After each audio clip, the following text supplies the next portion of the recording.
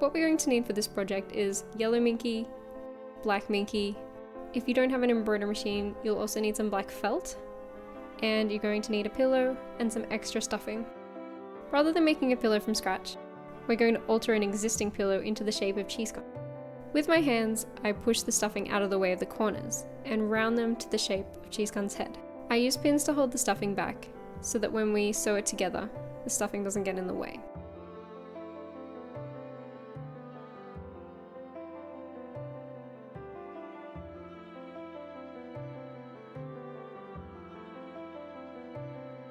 We do the same with the bottom, however I used a marker to mark roughly thirds.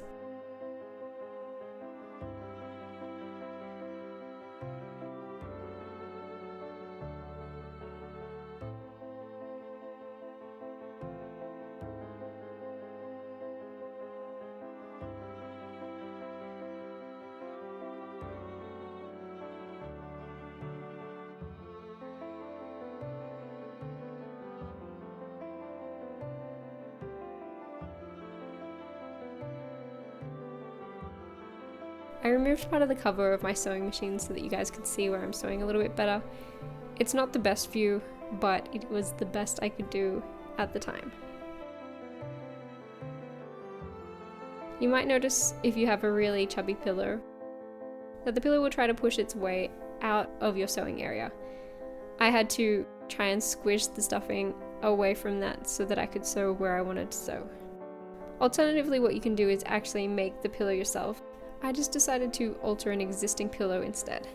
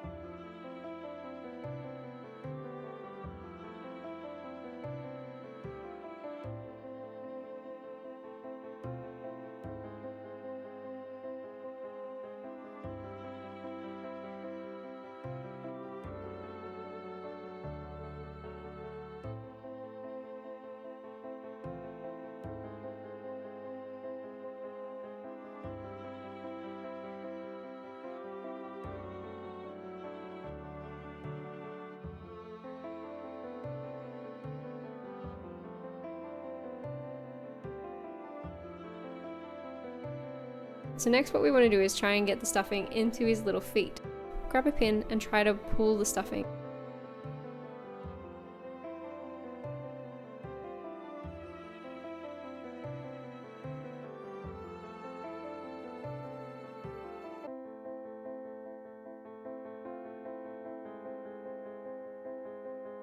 My pillow did not want to cooperate. The insides were not very malleable, so I cut a little section open. So I got my hands in there and teased the pillow apart.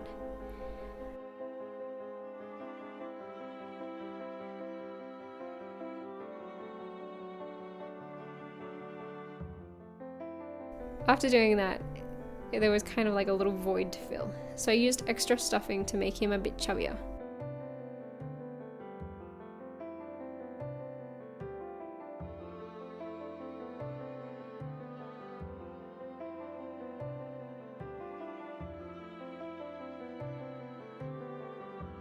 After I was satisfied with his cuddliness, I sewed the little gap back up. Using a ladder stitch, you just stitch a little bit on each side and then pull the thread tight.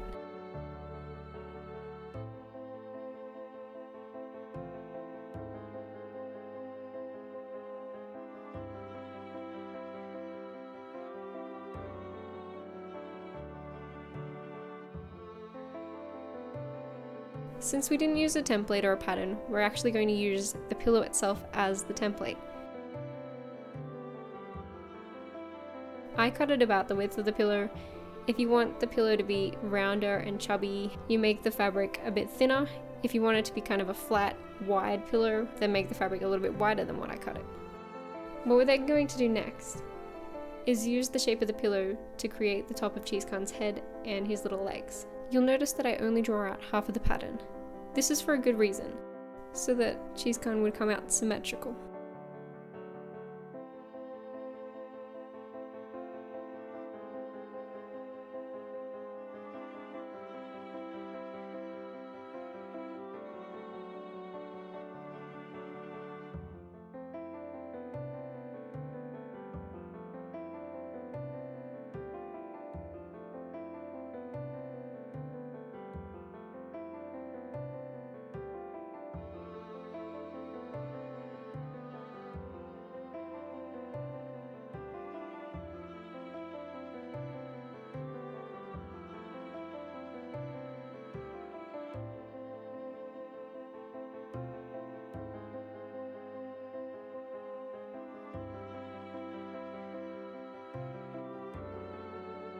Next, what we want to do is make a template for the cute stubby arms.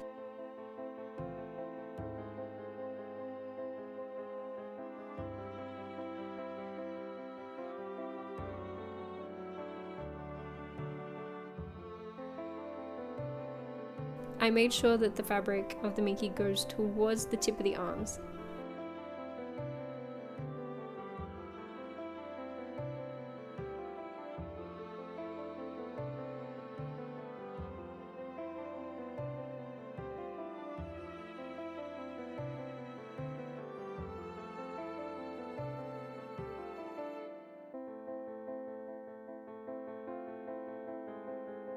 Rather than cutting out 4 pieces exactly the same, I just cut out 2 and then overlaid the other 2 back onto the fabric.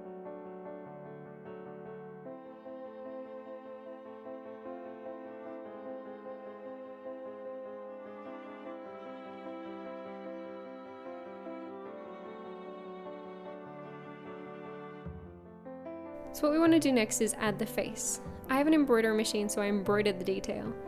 If you don't have an embroidery machine, this is where the felt comes in.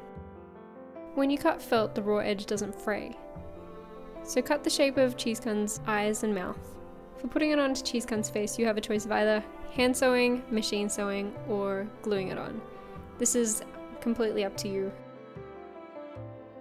Definitely recommend pinning first, standing back and having a look at his face to make sure that you're happy with it, and then going ahead with attaching it to the face. This way you know that it's straight and in the right place.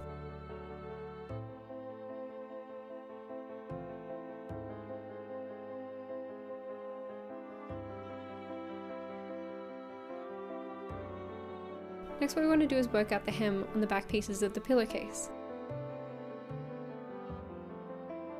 You'll notice that I line up the tops and the bottoms, and then see the overlapping area. I only overlap them by maybe 1.5 inches or a couple of centimeters. I would definitely recommend overlapping them by double what I overlapped them. It isn't necessary, but sometimes I notice with my plushie that overlapping part gapes open and you can see the pillow inside. By making the overlapping area bigger, you shouldn't have that problem.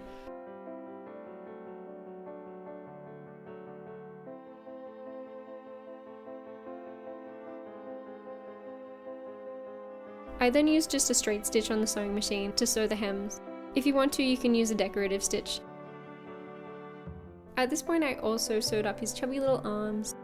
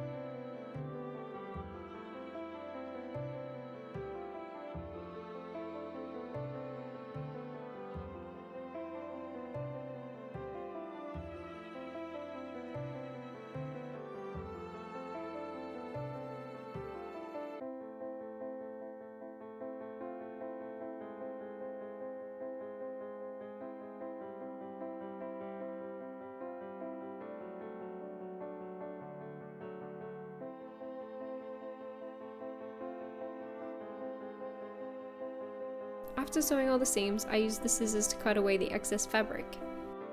I cut away most of the fabric, but I leave about half a centimeter or a quarter of an inch.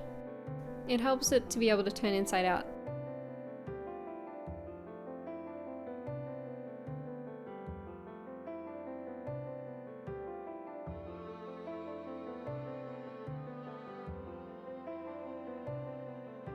After I turned the arms inside out, I used a cat hair brush to brush the minky out of the seams.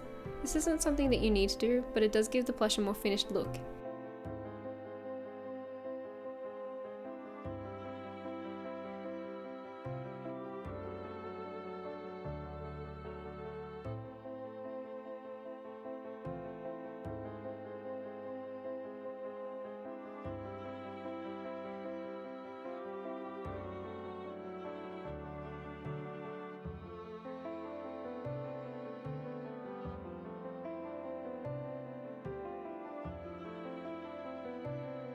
You'll notice that I stuffed the arms, but I also use pins to push it all down into the bottom half of the arms.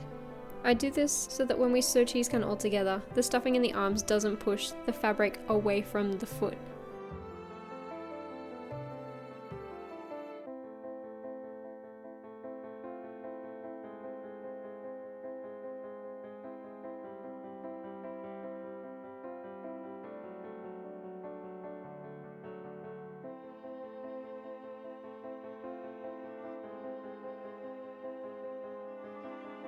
So this is where the pillowcase starts to come together.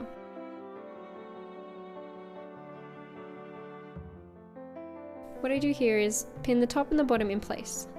Then we can see the overlapping area.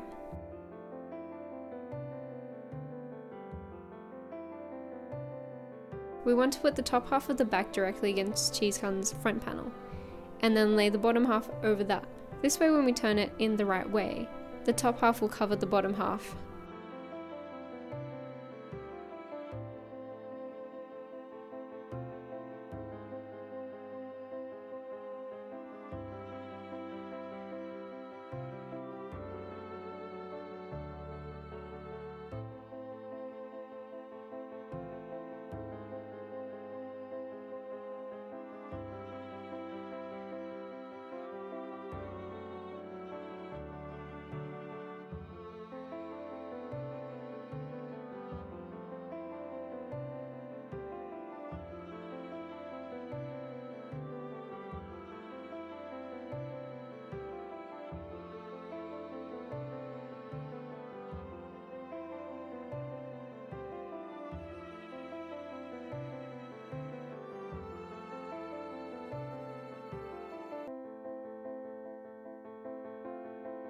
Remember to put the arms in.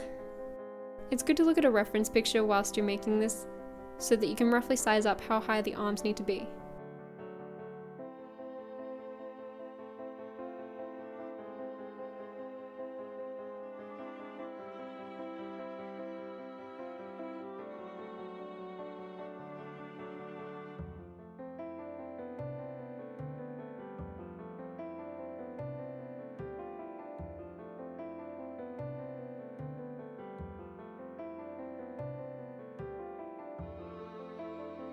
When it comes to sewing up Cheesecon, over the arms and over the overlapping piece on the back, do multiple stitches. So I sew forward, stitch backwards, and then I sew again.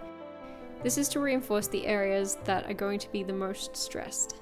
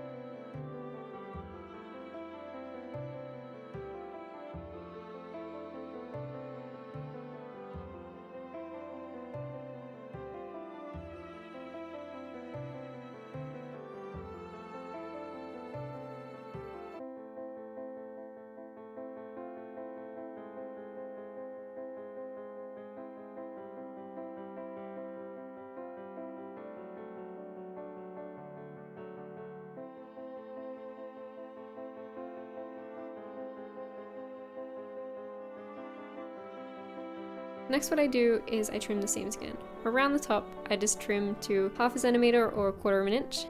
Around the bottom you'll notice that I do a perpendicular kind of like snipping. We want to cut up into the sharp bits between Cheesecon's little legs. The reason I do this is so that it doesn't pucker when you turn it inside out.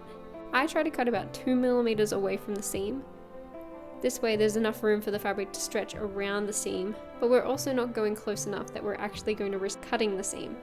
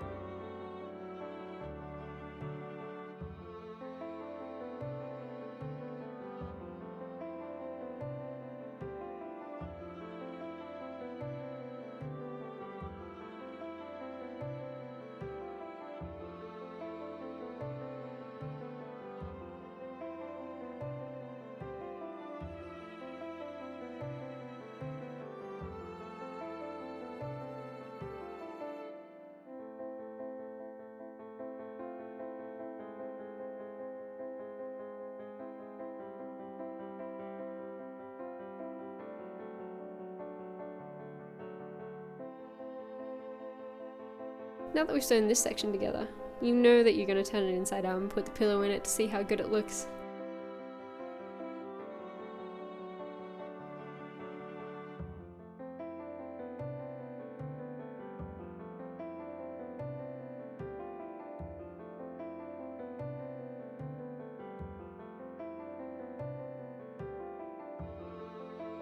So of course, Cheesecon wouldn't be complete without his little hat. This one is also not templated. I just drew it roughly by hand and sewed it together. I left the bottom section open for this one so that I could put stuffing in it.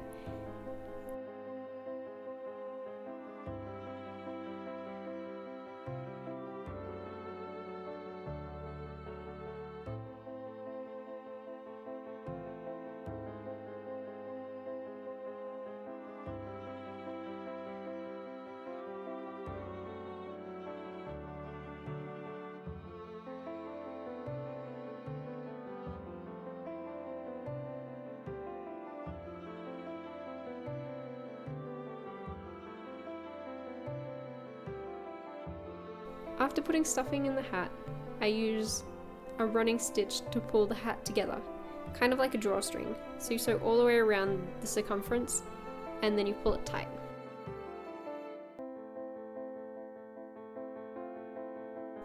To create the shape of the hat, take the needle and push it from the center of the bottom up through the center of the top of the hat, and then run it back down through the hat to the bottom. It's probably a good idea to do this a couple of times. I only did it once, but this is only a plushie for me. If I was making this plushie for anyone else, I would do it 3 or 4 times to reinforce the stitch.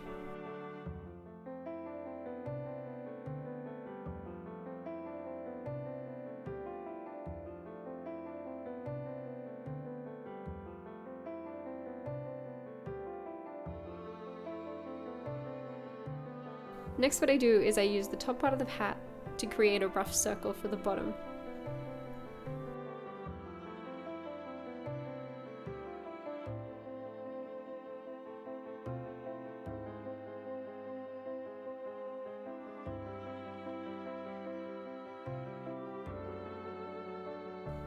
We cut away the excess fabric and sew all the way around it. We don't want to leave any gaps.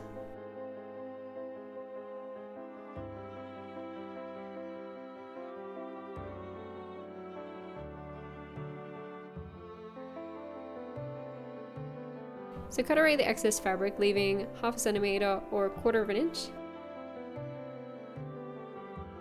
Then take a scissors and cut a hole in the center of one side of our circle. Through that hole we can push all the fabric through and turn it the right way out. Then we're going to take the top part of the hat and sit it over the top of that hole so that no one ever knew it existed.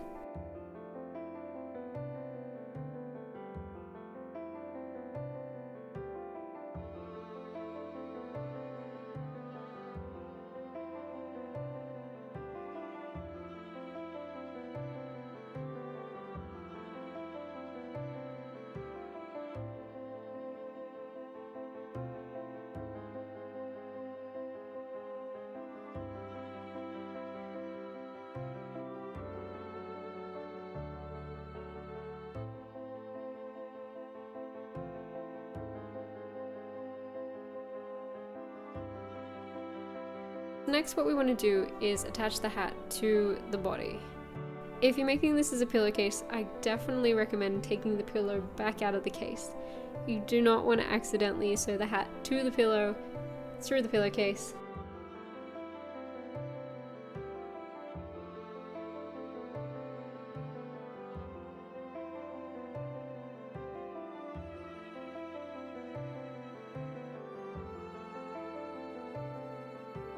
Once the hat is sewn on, cheese gun is finished. Thank you for watching my tutorial. I hope you found it helpful. Good luck and happy sewing!